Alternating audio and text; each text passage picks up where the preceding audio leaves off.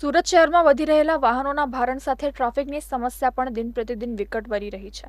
લીંબાયતથી નવાગામ, ડિંડોલી, ભેસ્તાન, પાંડેસરા જવા માટે વાહન ચાલકો ટ્રાફિકની સમસ્યાથી ખૂબ જ તકલીફ અનુભવી રહ્યા હતા।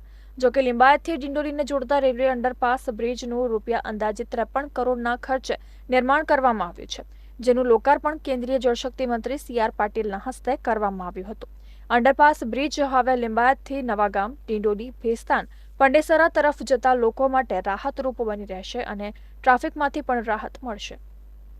તેમ સૌથી લાંબો આ અંડરપાસ પણ એ સુરતમાં નિર્માણ કર્યો છે। એના માટે હું સુરતના મેયરશ્રી, પદાધિકારીઓ, આ વિસ્તારના ધારાસભ્યશ્રી, કમિશનરશ્રી, એમના અધિકારી અને કર્મચારીઓ સૌને અને આ વિસ્તારના લોકોને ખૂબ ખૂબ અભિનંદન આપું છું કે એમની જે વ્યથા હતી, એમની જે મુશ્કેલીઓ હતી એનો આજે અંત આવ્યો છે અને આજથી આ અંડરપાસ એક ખુલ્લો મૂકવામાં આવ્યો છે। ધન્યવાદ।